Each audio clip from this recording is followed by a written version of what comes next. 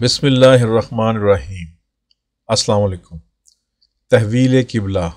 ناظرین کرام، 2 ہجری میں تحویل قبلہ کی تبدیلی کا وہ فرمان دل نواز نازل ہوا جس سے ثابت ہوا کہ خدا کی رضا چاہتے ہیں تو عالم، خدا چاہتا ہے رضائے مصطفیٰ صلی اللہ علیہ وسلم۔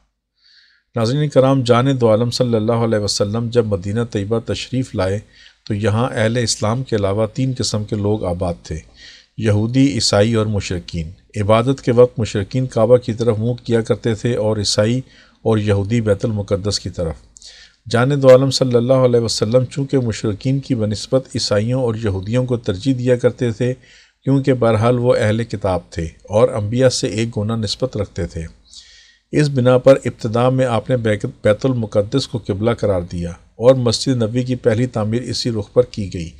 یہ مسئلہ بھی ملحوظ خاطر رہا ہوگا کہ اس طرح اہل کتاب کی تالیف قلب ہوگی اور وہ اسلام کی طرف راغب ہوں گے، مگر اب آپ کا دل چاہتا تھا کہ کعبہ کو قبلہ قرار دیا جائے، کیونکہ مستقل طور پر اہل اسلام کا مرکز عقیدت اور مسجود الہیہ اللہ کا وہی گھر بن سکتا تھا جسے آپ کے جد امجد حضرت ابراہیم علیہ السلام نے تعمیر کیا تھا۔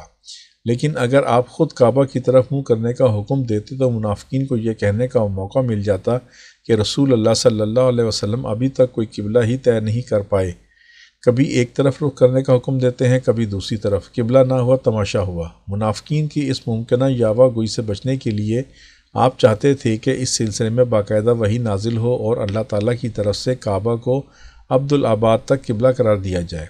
وحی کے انتظار میں آپ بار بار اپنا روح انور آسمان کی طرف اٹھا کر دیکھتے تھے کہ شاید جبریل امین تحویل قبلہ کا حکم لے کر نازل ہو رہے ہوں۔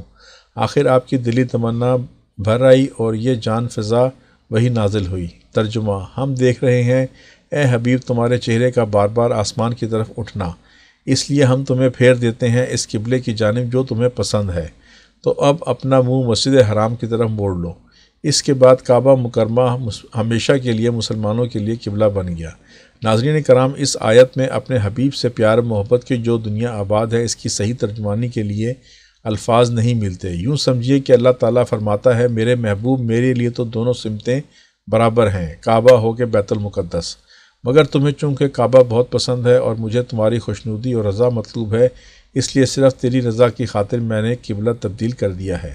واضح رہے کہ اس آیت کا ابتدائی حصہ محض رضائے مصطفیٰ کی اہمیت اجاگر کرنے کے لیے نازل ہوا ہے، ورنہ تحویل قبلہ کے حکم کے لیے تو آیت کا آخری حصہ ہی کافی تھا۔ رہی یہ بات کہ تحویل قبلہ کا حکم کس مسجد میں نازل ہوا تھا، مسجد بنی سلمہ میں یا مسجد نبوی میں؟ وحی کا نزول کس حالت میں ہوا تھا، نماز کے دوران یا نماز سے پہلے؟ حکم تحویل کے بعد جو پہلی نماز پڑھی گئی وہ کون سی تھی، ظہر کی یا کسی اور وقت کی؟ تو اس سلسلے میں روایت کے اندر خاصا اختلاف پایا جاتا ہے۔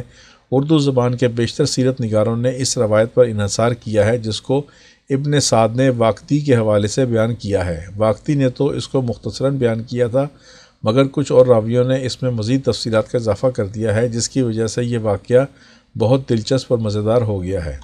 واقعہ اس طرح بیان کیا گیا ہے کہ ایک روز جان دو عالم صلی اللہ علیہ وسلم حضرت بشر بن برہ بن معرور کی والدہ سے ملاقات کے لیے ان کے گھر محلہ بنی سلمہ میں تشریف لے گئے تو بشر کی والدہ نے دوپہر کے کھانے کا اہتمام کر دیا۔ اسی اثنا میں نماز ظہر کا وقت ہو گیا، چنانچہ جان دو عالم صلی اللہ علیہ وسلم نے قبیلہ بنی سلمہ کی مسجد میں حسب معمول بیت المقدس کی طرف رخ کر کے نماز ظہر پڑھنی شروع کی۔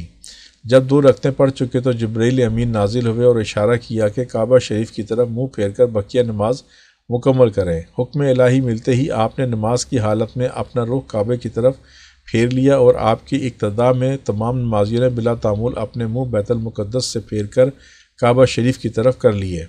کیونکہ مدینہ طیبہ سے بیت المقدس شمال کی جانب ہے اور کعبہ شریف اس کے بالمقابل جنوب کی طرف ہے، اس لیے اس تبدیلی کا نتیجہ یہ ہوا کہ پیچھے جہاں مستورات نماز ادا کر رہی تھیں وہاں مرد آ کر کھڑے ہو گئے اور ان کی جگہ مستورات آ کر کھڑی ہو گئیں۔ اس وقت یہ آیت نازل ہوئی۔